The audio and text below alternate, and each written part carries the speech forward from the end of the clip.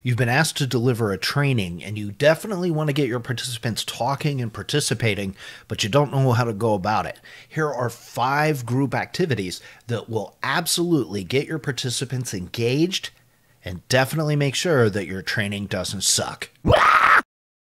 I'm Adam Spack, certified no boring trainer, and I know these activities work because I use them myself. The first one is called the warm-up, and this is great at the beginning of a training program or session, and here's how it works.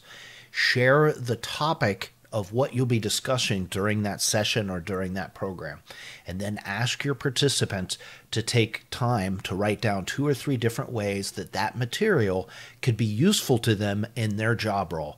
How would this material help them to perform better, be more efficient, be safer, whatever? Give your audience some time to work through that and then invite them to share their examples.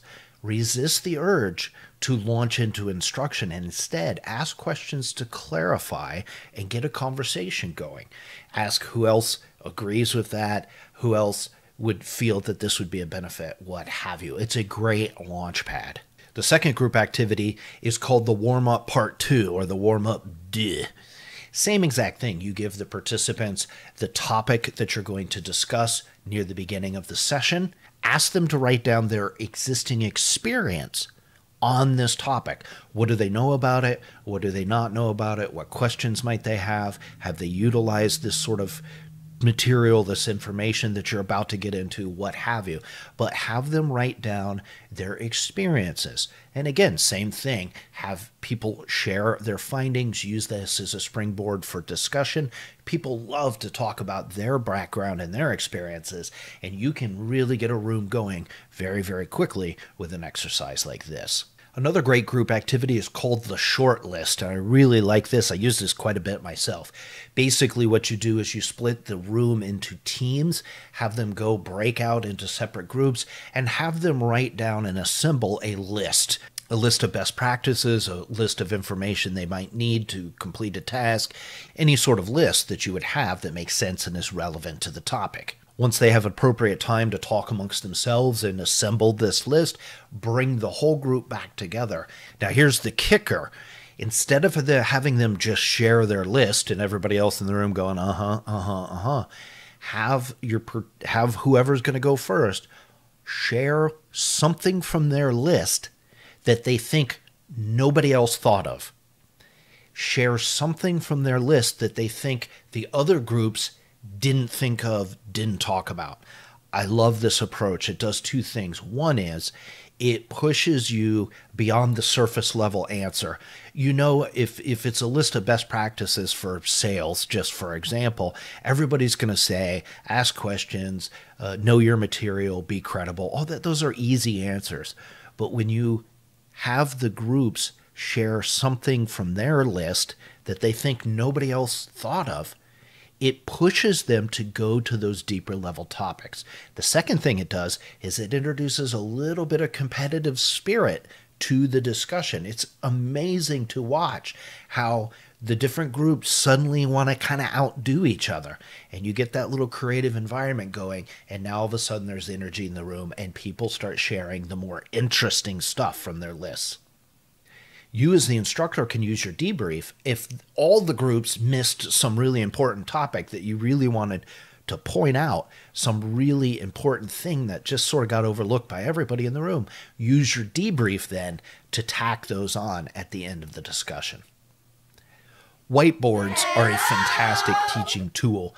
They can be utilized in so many different ways in corporate training. Here's a great group activity. Put the whiteboard in the middle of the room. Split your group into 2 teams, one on one side of the board, one on the other. Have them work as groups to list out whatever is relevant to your materials.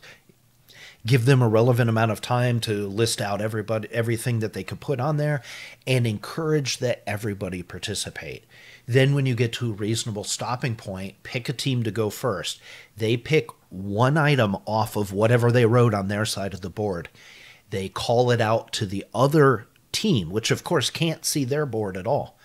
And then you have the other team explain why that item is interesting, relevant, if it define what it means, do a quick role play on that subject, whatever. But you have the first team share the item, the second team explain it, discuss it, elaborate on it. Then when you get some discussion going on that, you get to a logical stopping point, you have that team then share something off their side of the board and have the first team explain, elaborate, discuss it, etc. It's a great way to get some group activity. You get people up and physically moving around. It's a chance to see what everybody writes on their side of the board. You can see which group is maybe a little stronger or maybe needs a little extra help.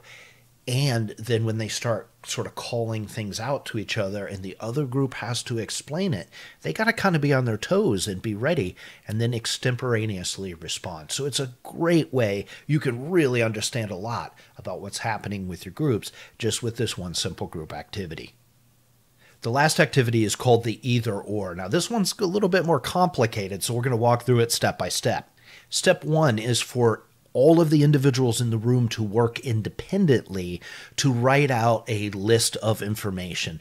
This could be best practices for a process, just remembering a list of information, what have you. Step two is then to break everybody into individual groups and have them share some of the items from their list. Step three is where the participants have a choice. They can either respond with how they've used whatever that person has just shared and give a practical example, or just provide positive feedback. Hey, I really like that idea. That's really great. I think I could utilize that, what have you. So it's either they respond with an example of how they've used what the other person has shared, or they provide some positive feedback. Give the groups time to have some good group discussion. Bring everybody back together. And here's the last part. Have the participants share the most interesting thing they heard that was not their idea.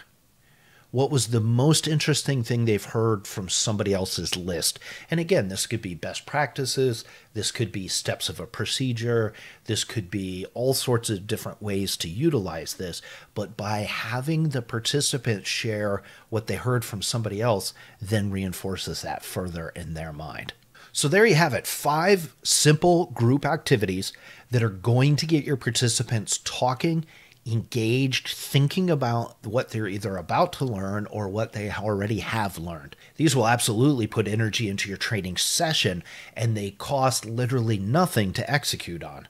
Let me know which one of these you thought was most interesting or effective, or have you utilized approaches like this, or what else would you add to my list? Leave some comments below.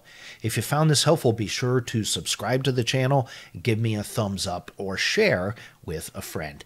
Thank you so much for listening, and remember, training, it doesn't have to suck.